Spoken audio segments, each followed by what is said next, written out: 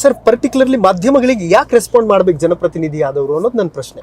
ಸಾಧ್ಯ ಆದಷ್ಟು ಪ್ರತಿಕ್ರಿಯೆ ಮಾಡುವುದು ನಮ್ಮ ಜವಾಬ್ದಾರಿ. ಯಾಕಂದ್ರೆ ನಮ್ಮಿಂದ ಅಪೇಕ್ಷೆ ಮಾಧ್ಯಮನೂ ಮಾಡ್ತದೆ, ಜನನೂ ಮಾಡ್ತಾರೆ, ಅಧಿಕಾರ ವರ್ಗದನ್ನು ಮಾಡ್ತದೆ. ಸರ್ ಬೀದರ್ ಕ್ಷೇತ್ರಕ್ಕೆ ಏನ್ ಕನಸುಗಳಿದೆ ನಿಮಗೆ ಅಂತ? ಬೀದರ್ ಕ್ಷೇತ್ರಕ್ಕೆ ಮಾಡುವಂಥದ್ದು ಇನ್ನೂ ಬಹಳಷ್ಟು ಯೋಜನೆಗಳಿದೆ. ಅವೆಲ್ಲ ಮುಂದಿನ ದಿನಗಳಲ್ಲಿ ಮಾಡಬೇಕಾಗಿದೆ. ಆರ್ಥಿಕವಾಗಿ, ಸಾಮಾಜಿಕವಾಗಿ, ಶೈಕ್ಷಣಿಕವಾಗಿ ಮೇಲೆ ಎತ್ತಿದಾಗ ಮಾತ್ರ ನಿಜವಾದಂಥ ಅಭಿವೃದ್ಧಿ. ಸರ್ ಕೆಲವೊಂದು ಜನಪ್ರತಿನಿಧಿಗಳು ರೀಸೆಂಟ್ಲಿ ಒಂದಷ್ಟು ಇನ್ಸಿಡೆಂಟ್ ಆಯಿತು, ಅವ್ರುಗಳು ಫೋನ್ ಕಾಲಿಗೆ ಸಿಗಲ್ಲ, ನಾವು ಯಾಕೆ ಮಾತಾಡಬೇಕು? ಸರ್ ಪರ್ಟಿಕ್ಯುಲರ್ಲಿ ಮಾಧ್ಯಮಗಳಿಗೆ ಯಾಕೆ ರೆಸ್ಪಾಂಡ್ ಮಾಡಬೇಕು ಜನಪ್ರತಿನಿಧಿ ಆದವರು ಅನ್ನೋದು ನನ್ನ ಪ್ರಶ್ನೆ. ನೋಡಿ, ಜನಪ್ರತಿನಿಧಿ ಆದವರು ಮಾಧ್ಯಮಗಳಿಗೆ ರೆಸ್ಪಾಂಡ್ ಯಾಕೆ ಮಾಡಬೇಕು ಅಂತಲ್ಲ, ಸಾಧ್ಯ ಆದಷ್ಟು ಪ್ರತಿಕ್ರಿಯೆ ಮಾಡುವುದು ನಮ್ಮ ಜವಾಬ್ದಾರಿ.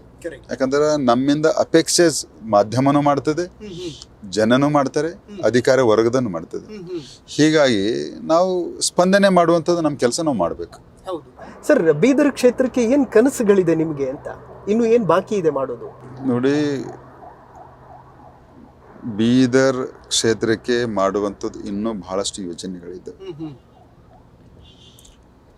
ಅವೆಲ್ಲ ಮುಂದಿನ ದಿನಗಳಲ್ಲಿ ಮಾಡಬೇಕಾಗಿದೆ.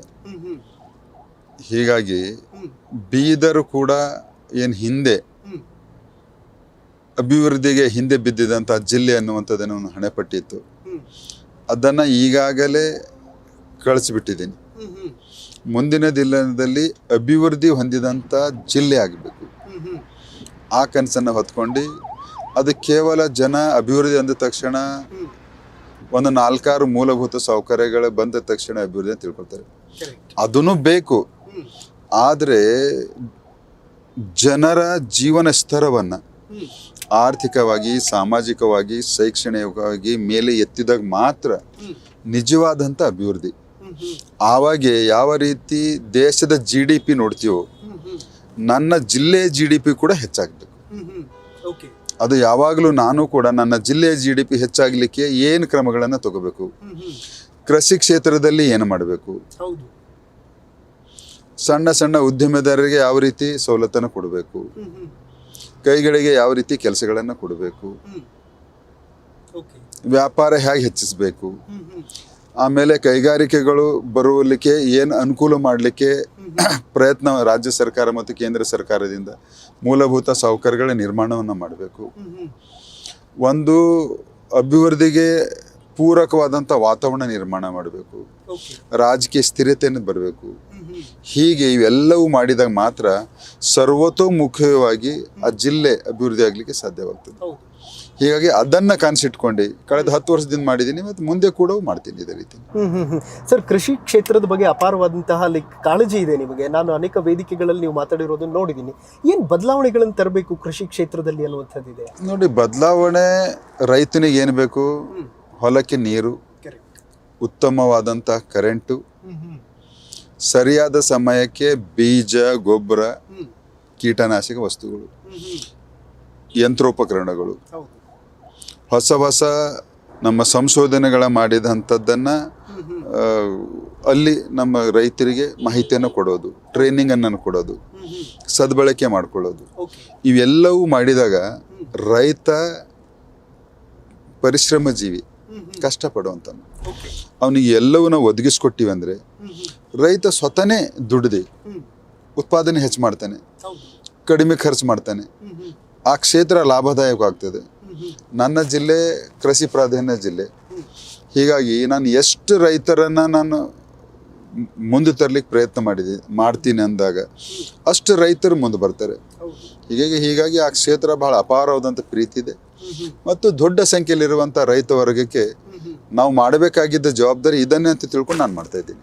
ಓಕೆ, ಯಾರು ತುಂಬ ಇನ್ಸ್ಪೈರ್ ಆಗ್ತಾರೆ ಸರ್ ಈಗಲೂ ಕೂಡ ನೀವು ಫಾಲೋ ಮಾಡೋದಾದ್ರೆ? ಯಾರನ್ನು ಫಾಲೋ ಮಾಡ್ತೀರಿ ರಾಜಕೀಯ ಗಣ್ಯರಲ್ಲಿ? ನೋಡಿ, ಇವತ್ತ 10 ವರ್ಷ ಅಂತಂದರೆ ಸುಮಾರು ಒಂದು 20 ವರ್ಷದಿಂದ ನರೇಂದ್ರ ಮೋದಿಯವರು ಗುಜರಾತಿನ ಮುಖ್ಯಮಂತ್ರಿ ಆಗಿದ್ದಾಗಿನ ಹಿಡ್ಕೊಂಡು ಅವ್ರಿಗೆ ಫಾಲೋಅಪ್ ಮಾಡ್ಕೋತಾ ಬಂದು ಕಳೆದ 2013ರಿಂದ ಇವತ್ತು ಏನಾದರೂ ರೋಲ್ ಮಾಡಲ್ ಇದ್ದಾರೆ ಅಂದರೆ ನರೇಂದ್ರ ಮೋದಿಯವರು ಮಾತ್ರ ಇದ್ದಾರೆ. ಅದು ಜನಸಾಮಾನ್ಯರ ಜೊತೆಯಲ್ಲಿ ಸ್ಪಂದನೆ ಇರ್ಬೋದು, ಜನರ ಬಗ್ಗೆ ಕಾಳಜಿಯನ್ನು ಇಟ್ಕೊಂಡು ಯೋಜನೆಗಳನ್ನ ರೂಪಿಸಿರೋದಾಗಿರ್ಬೋದು, ಮತ್ತು ಅವರ ತಗೊಳ್ಳುವಂಥ ಗಟ್ಟಿ ನಿರ್ಧಾರಗಳಾಗಿರ್ಬೋದು, ಮತ್ತು ಯಾವುದೇ ರೀತಿಯಲ್ಲಿ ಯಾವುದೇ ಜಾತಿ, ಧರ್ಮ, ಭಾಷೆ, ಪ್ರಾಂತ ಅನ್ನುವಂಥ ಭೇದ ಭಾವ ಮಾಡಲಾರ್ದೇನೆ ಎಲ್ಲರೂ ನನ್ನವರು ಅನ್ನುವಂಥದ್ದನ್ನು ನಾವು ಕಂಡಿದ್ದೀವಿ ಅಂತಂದು ನರೇಂದ್ರ ಮೋದಿ. ಅದನ್ನೇ ನನಗೆ ಪ್ರೇರಣೆ ಇದೆ. ನಾನು ಕೂಡ ಎಂದೂ ಭೇದ ಭಾವ ಮಾಡಿ ನಾನು ಚುನಾವಣೆಗಾಗಲಿ ಚುನಾವಣೆ ಸಂದರ್ಭದಾಗಲಿ ಮಾಡಿದವನಲ್ಲ. ಹೀಗಾಗಿ ಇವತ್ತು ಇಂತಹ ಒಂದು ಅನೇಕ ವಿವಿಧತೆಗಳಲ್ಲಿ ಅನೇಕ ರೀತಿಯ ಏನಂದರೆ ಅನೇಕ ರೀತಿಯ ಬೇರೆ ಬೇರೆ ವಿಚಾರಧಾರೆಗಳಿದ್ದಂಥ ದೇಶದಲ್ಲಿ ಕೂಡ ಎಲ್ಲರನ್ನು ಒಗ್ಗೂಡಿಸಿಕೊಂಡು ಮುನ್ನಡೆಸ್ತಾ ಇದ್ದಾರೆ. ಇವತ್ತು ನಮ್ಮ ಸನಾತನ ಸಂಸ್ಕೃತಿ ಇರ್ಬೋದು, ಹಿಂದೂ ಜೀವನ ಪದ್ಧತಿ ಇರ್ಬೋದು, ಇವತ್ತು ದೇಶದಲ್ಲಿ ಹಾಳು ಬಿದ್ದಂಥ ದೇವಸ್ಥಾನಗಳಿಗೆ ಪುನರುಜ್ಜೀವನ ಮಾಡಿ ಮತ್ತೆ ದೇಶವನ್ನು ಒಗ್ಗೂಡಿಸೋದಾಗಿರ್ಬೋದು, ಮತ್ತು ಎಲ್ಲ ಜಾತಿ ಧರ್ಮಗಳ ಪರವಾಗಿ ಒಂದು ಆಧಾರ ಭಾವ ಏನಿರ್ತದಲ್ಲ, ಗೌರವಿಸುವಂಥದ್ದು, ಅದನ್ನು ಕೂಡ ನರೇಂದ್ರ ಮೋದಿ ಬಳಿ. ಹೀಗಾಗಿ ಇವತ್ತು ನರೇಂದ್ರ ಮೋದಿನೇ ನನಗೆ ಸರ್ವಸ್ಸು, ನರೇಂದ್ರ ಮೋದಿಯವರೇ ನನಗೆ ಒಂದು ರೋಲ್ ಮಾಡೆಲ್.